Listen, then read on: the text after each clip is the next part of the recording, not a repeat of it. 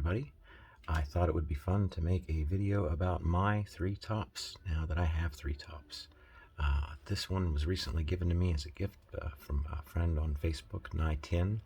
We worked together on a project a little while ago that I'll talk about a little later, but this sort of spurred the idea for just sharing what I have with you. I'm not a top collector, I'm not a top reviewer, I'm not a top expert, but these 3 are mechanically interesting to me, and I'll show you why. Stick around and we'll take them apart. Hey everybody, I thought it would be fun to do a short video on my new 3 tops. Actually, I had 2, but the new one here in the middle is a gift from a friend on Facebook, Jul.11. He and I worked on a project together a little while ago. I'll talk about that later. But he knows that I like mechanically interesting things, and these 3 tops are all mechanically interesting. So that they're not just tops, they're also spinners. So you see these 2 comes with buttons. This one, you have to convert the middle part into a button. And I don't think a lot of people know that about this one. But stick around. We'll tear them down, take them apart, take a closer look at them, and talk about them some more. Okay, as for names, this never had a name as far as I know. And I've seen it come and go over the last couple years on the Chinese websites. But it's just brass, no name, unknown maker.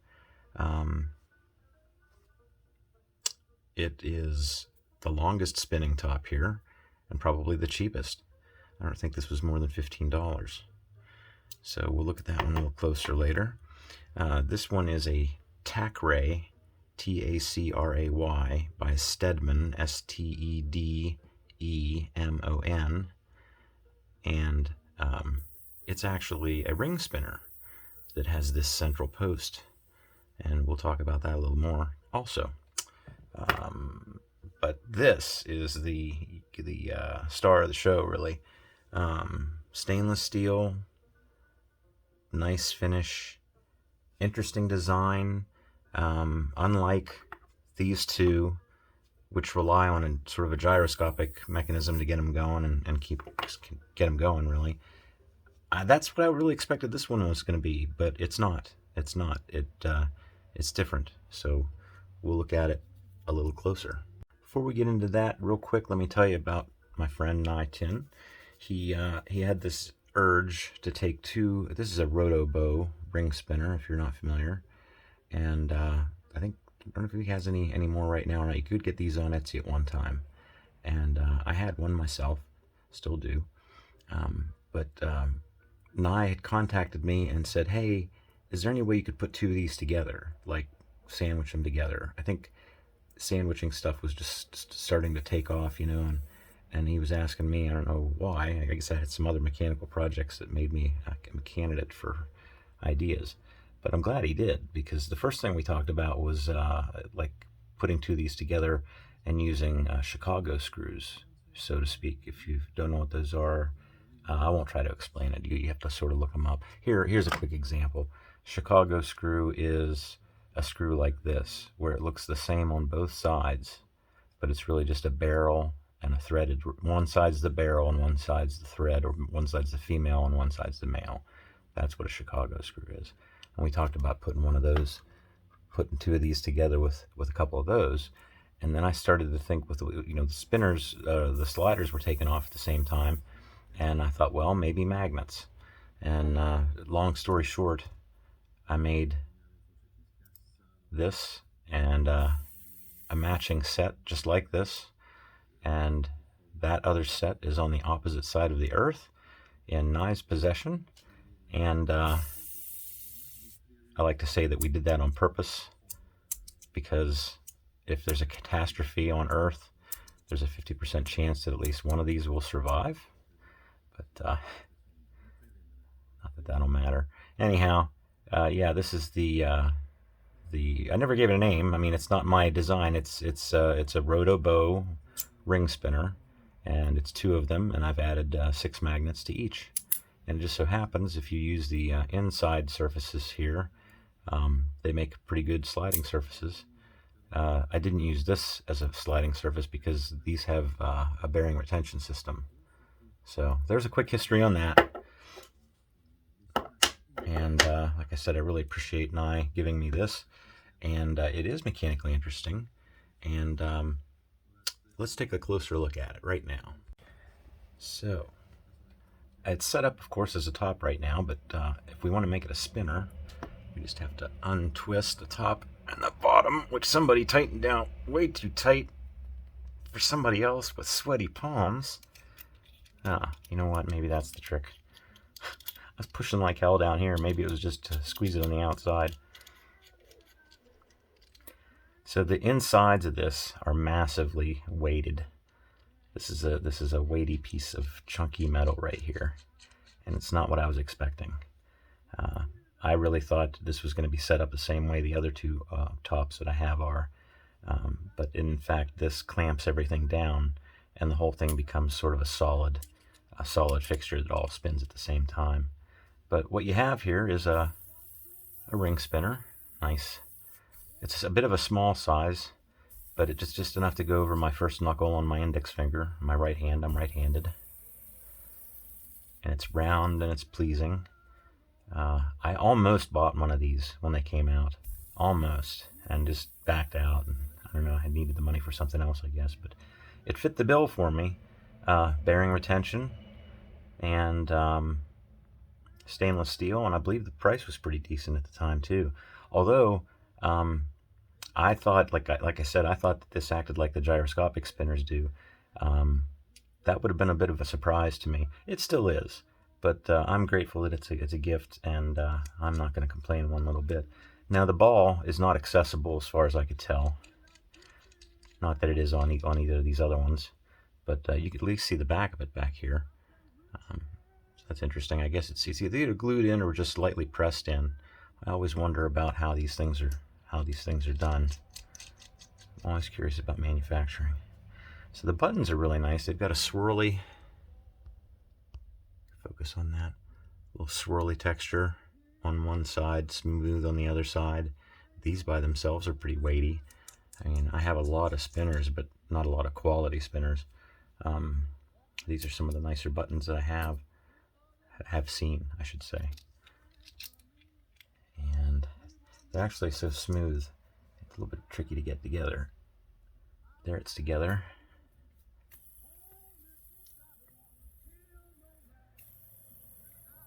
Nice little, looks like a little cake or something. That's just the right size. That's for, you know, for what it is. And I do like these. I like these. They're detents in a sense, although there's nothing there for them to push against. But well, your skin. It is a neat texture. So I think I would mostly keep it and carry it as a spinner. But as I would display it, I might display it like this and keep this out because it is such an interesting piece. You can sort of, I did this, I had it sitting on my shelf like this for a while here. You can sit it on your shelf and it'll sort of sit like that. So it's pretty to look at too. But, that is the Damned Designs all-in-one. I hope I got that right. Okay, let's move on to the Stedman tack ray. Try to do this a little quicker. This is titanium. I believe you can still find these. If you look for Stedman, S-T-E-D-E-M-O-N on like AliExpress, you'll find spinners and all kinds of stuff under their name, even knives maybe too. But this is the tack ray spinner. And it's the same size diameter as the previous. Titanium. Nice size. Again, one of the reasons I like, one of the only reasons I have this is because it has a bearing retention system. And of course the top attachment makes it that much more interesting. And I didn't even know, I never saw a video, haven't seen a video yet, I don't think, that explains this, but I thought, boy, I wish I had a button for this one. I got a button for that one, I got a button for that one. Here's another one, it'd be cool if I did. Well, if you look closely at this, I should have gotten my light out here. Maybe you can see it behind my hands. Do you see the gap between this surface and the rest of the surface off to the right? Well, that's because it's two parts. And it's threaded it's reverse threaded. Okay? So it's not righty-tighty, lefty-loosey, it's the opposite. One of the reasons I had trouble finding that out, but there's a little O-ring on here that helps keep it in there. And once you remove this part, then you can put this back into the ring spinner, and now you have a way to grip it. I can't think of any other reason that they would have done it like that. And yet, nobody ever shows that in videos or talks about it. So, there you go. Interesting points about the tack ray from Stedman. So the last one to look at briefly is the brass one that doesn't have a name and unknown maker, but that just has a middle post that pops out. There's two O-rings. There's a small, appears to be black silicone nitride bearing, probably pressed or glued, who knows. This post doesn't seem to come apart. That's really it. It's a spinner. Otherwise, you can put these buttons in. It's not a standard size bearing, but we'll measure that in a minute here. Well, next part we'll be taking all three of these apart here. But yeah, that's just, it is what it is. This one actually, as a top, is the longest spinning of the three and is the least expensive. I imagine it also spins the longest as a spinner. Of course, there's not much to it, but none of these are very big. Nice pocketable spinner. And a top, if you're into that sort of thing, which I'm learning to get into. Alright, next thing is taking them apart. Okay, I've got the keys to the kingdom here.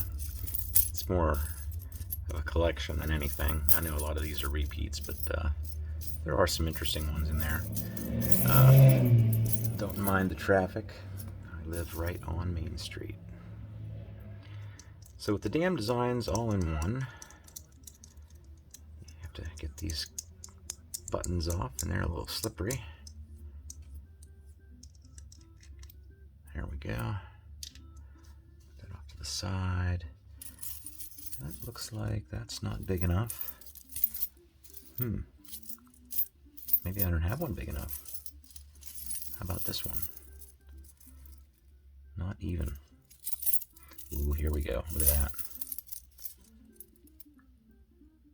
That just makes it. Okay. I'm a big fan of bearing retention. Not a fan of glued-in bearings. So here we go.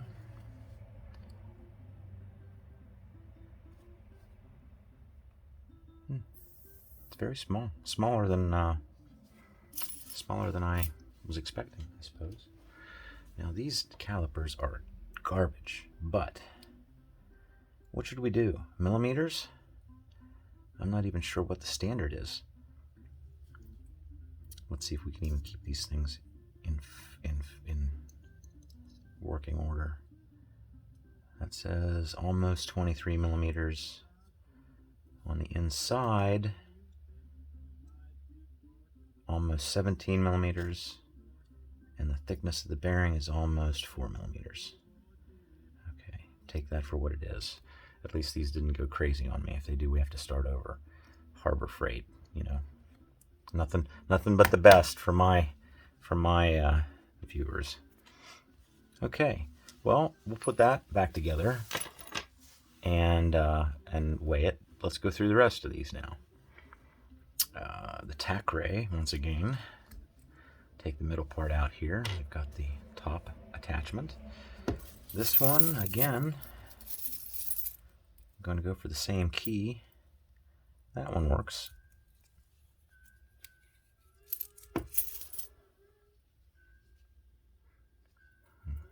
There we go. Now, the thing about titanium is even an amateur can mess with heat and play with the colors of it. As you heat it up, it'll change. You can also buy, if you look online, look on YouTube and look for some tutorials, you can use ordinary 9-volt batteries and something like, I don't know if it's baking soda or what, but you can do this electronically and change the colors. And it runs the spectrum. Titanium can be beautiful different colors. Blue would be especially nice, but everything I have is pretty much ordinary sandblasted titanium. And this does, there we go, it comes out. Of course we had to take it out because I want to measure it for you. I'm guessing it's exactly the same as the other one. About 28 almost. Nope. Sorry. Okay, 22. 22, almost 23. Almost 17 on the inside. And about 4 wide.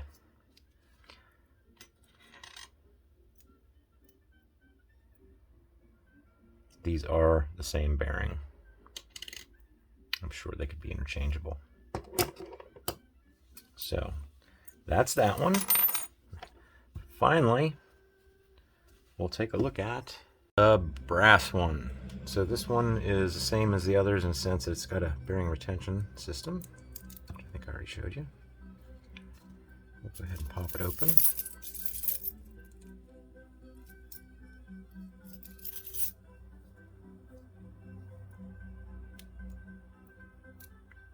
So it's I want to say that might be a 606 bearing. I'm not sure. But yeah, we need to measure that quick in case anybody does need to know. It is about 5 millimeters thick. Inside diameter is just 7.75, under 8 millimeters. Outside diameter is about 16. There we go. Now we're just gonna do a little final talk about each one and be done with it. Okay, let's just work our way backwards and we'll end with the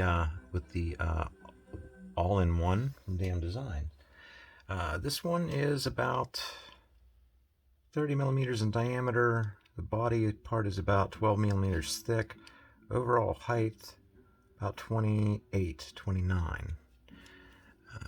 The tack ray, overall height about 22. Diameter 31 to 32. Thickness is a little bit more difficult on this because it doesn't really have a good thick point, but in general, between 10 and 15 millimeters thick. And the all-in-one stands a mighty 42 millimeters tall, 34 millimeters diameter, and well, this base part right around between 20 and 25 millimeters thick. Heavy, meaty. Let's go ahead and do weights while we're here.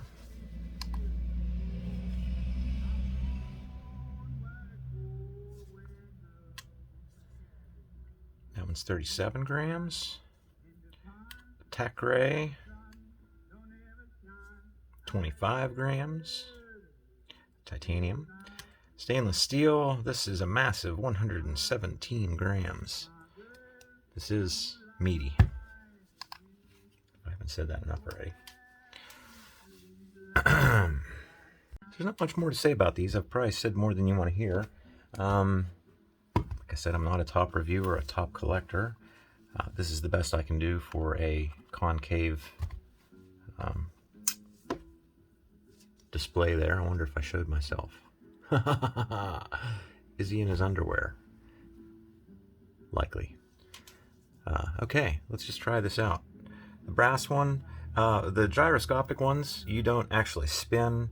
You got to get this thing going as fast as you can first, and then put her down. Eventually, the outer part catches up with the middle part, and they lock step, so to speak, and they spin at the same rate. So this one actually goes for 15 minutes. That's if I have it with high pressure air. That was like the maximum extreme case. I used a compressed air thing. But like 15 minutes on this thing. This one, 10 minutes with compressed air. So it's about half that when you try to do it yourself. And same thing here. This was about 15 minutes and about 7 minutes if you did it by hand. This one again, a gyroscopic top. Get it going.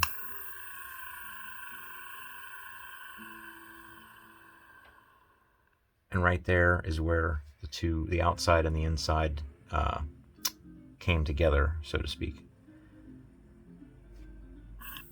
You take it up, it's still spinning. And lastly, this one, like I said, this one was a surprise. I almost bought this when it came out, and I didn't. And I always assumed it worked the same as these other gyroscopic tops go. But it isn't. The top and bottom part here actually squeeze onto the body itself rather than squeeze onto the bearing on the inside. So when you spin this, you're spinning the whole weight of it. And I can get, well, let's see here. Like I said, I'm not great at tops. Not a lot of experience. I can get, what can I get on this? 7 minutes or so. And I can't do the compressed air test with this one. So as best as I can do it, I can get about 7 minutes. But I'm starting to enjoy. I've had these out before. I just don't get them out as often as I do everything else. And it is a peaceful thing to watch. And they can go for a long time. So that is it. Thanks again to Nye10 for this gift. And I hope you found this interesting and entertaining. If you have any questions, let me know in the comments, and I'll get back to you as soon as I can. Thanks for watching. Bye.